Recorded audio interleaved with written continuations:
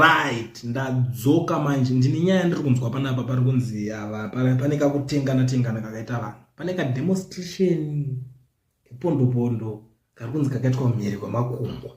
Asi ndiki mangwana ndiabuda achida kutrya kunocelebrate that ka demonstration kaitika ikako. But the funny thing chamotira fani chekuti iye ari kucelebrate ka demonstration, but vanhu vacho vari kuti vari kudemonstrate, they were demonstrating against my sanctions. Chanditira fani chekuti these guys vanotovalue chinhu chinonzi demonstration nemasungirwo akaita vanhu mazuva ari kaya. Vanhu vakasungwa kuti vatoita demonstration, vakasungwa chinzi vari kuda kuzonoita demonstration vatonzi kuno vakajezwa vabatwa. Zvakanotira fani hazvinondibata box. Saka now nyaya iri panapa ndiri kuona ikamira kadaiso. Nyika ari kubuda ari kuti yesterday there was a successful demonstration in New York City on the sidelines of UNGA as the African diaspora called for the removal of illegal sanctions imposed on Zimbabwe. Wonders shall never end. Madrama jeje, madrama. Sikaza kuti mbonisana. Ndikona opo chingona anambotraka 5 seconds. I think angakatovhura ziso chona zvikero but you're not even embarrassed to tweet this something you have tortured people for when they have not even demonstrated. You pay low lives in New York to demonstrate and come home to show off about the choreographed demonstrations. I never know zvangu kuti kune vanotambura hanzi mukutotora vanotambura vari pasi baba vapatumari mari pinda street batsire demonstrate so that moyo kunongotanga kuti vakademonstrate vakaorganize demonstration vachiti my illegal ngirikini ngaende right. Number 1 toda kuonesana chokwadi my illegal sanctions ngatobva zveshuwa tese tinotoda kuti aite sei abve atimutomade zvamuchose because munhu wese ane dzake dzinoshanda anotongoti anowisha zvinhu zvakanaka panyika yake ngazviite sei ngazvibve handiti. But this whole issue is not about nyaya dzavo dzemasanctions dzavo dzavari kunyanya kuchema idzi. Nyaya ingori pakuti ivo vari kuzonoselebrata kunzi paitwa demonstration nemasungirwo anenge achiita vanhu muZimbabwe munomu. Guys, munoiona sei aumanaka pane zvimwe zvinhu zvekutika murunyazoti chakati ngachibviswa masanctions ngabviswa but anozobva sei aumana pachi nemasungirwo akaita vanhu vaipe kuratidza kuti these people they don't care. Masanctions acho ukazotarisa kuti chii kunyazoitika pari kunzi itai ma-elections ari free, fair and incredible. Havadi kuinzwa nyaya iyo. Saka it's something chekuti ivo vari kuita kamukonyo kavo vozonodzoka vobva vanoudza vanhu kuti aiwa guys aiwa ona tiri kudzvanyirirwa guys tiri kudzvanywa but ivo vari kunyazodzwa aiwa but kuma kadai so zvatopera but tiri kudzvanywa mukuzviona obva pane pasvika nguva yekuti zvinhu zvacho zvakuda unoita kakunorerekera vanenge vakasunga muromo so kuita sei kwacho wei akamboisirwei at the first place.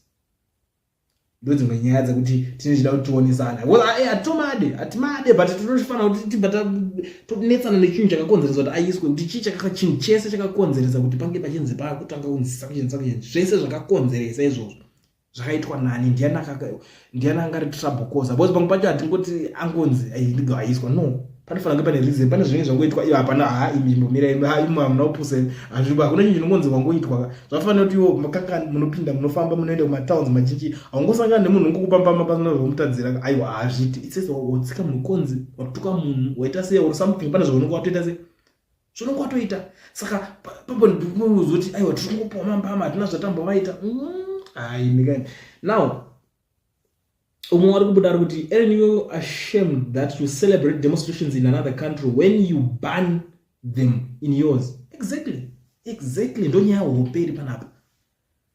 Vari kusaita kuti illegal sanction ribve illegal sanction ngaribve but nyaya hombe iri panapa ndeyekuti vanhu ava vakava vari kutoita demonstration vari outside meaning imimi demonstration mukutoona itori weapon yekuti muchinoti muzonobvisirwa sanction iri rakaiswa. Why mimi musiri kuda kuti demonstration iiswewo kunoku kwenyu kwacho kunyika kuno kuzvioneka kuti pane kamwe kakubalansa karipo napo hazve demonstration muZimbabwe ukangotaura kuti demonstration zvatoda zvatoipa aiwa hazvidi kunzwikwa izvozvo. Language iyoyo haitodi, zvotonzi taurirai kumwe. Now umwari kuti yet your own people, if they want to demonstrate peacefully, you threaten to kill and harm them. The hypocrisy is too much. Niki ameno zvinenge zvitori paari chazvo. Basa rake rakaoma murume. Rakaoma. Sometimes unosonoti basa rangu ndigangotaura nevanhu asi I don't know kana achizodza mabhosi ake because zvinhu zvakaita sezvinhu zvaari kusangana nazvo panapa izvi kaizvo inangu handakanatsitsi naye. Mwari kuti the right to protest, a fundamental right protected by our constitution and the UDHR, wish our own citizens could exercise it without hindrance here at home.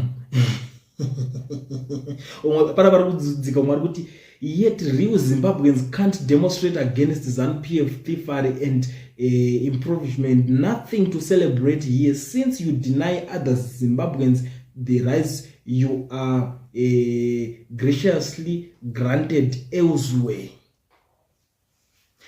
Kana zvichishanda ngazvimboitwa kuno na anyone at any given time, not kuti mimi pese munozonzi handi tinoita match owambona ma demonstrations aitwa muZimbabwe aichinzi todoita ma sanctions enzi anti sanctions aitwa kuZimbabwe kacho ucho zvinototi chiri kujamba jamba nochatengerwa super ngazvimboitwa ne vanhu ngoti vanhu maZimbabwe vanyazosumuka vanyazonoti aiwa sanction kuti size vosumuka vanhu vega vozviita. Why zvisingaitike nevanhu vangori ordinary?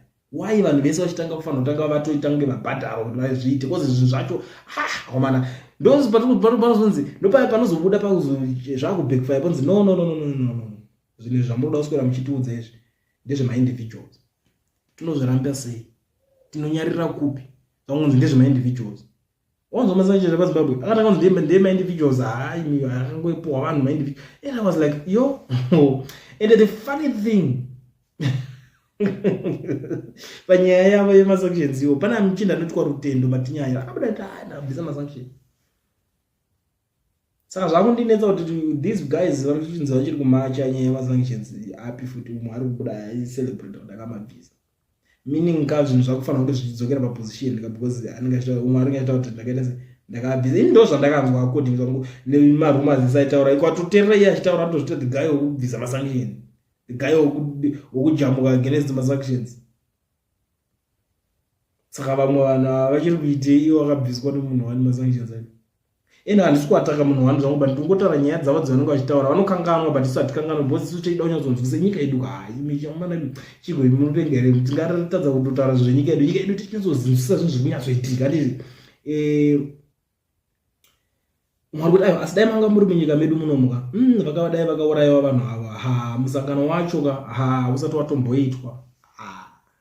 Hypocrisy is the order of ZANU-PF cycles. If whites are seen in opposition cycles, they are sellouts.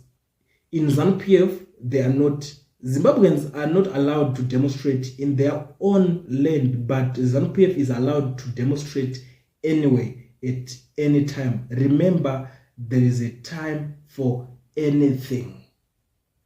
Why bad? Panenguva pachazongoitwa zvese.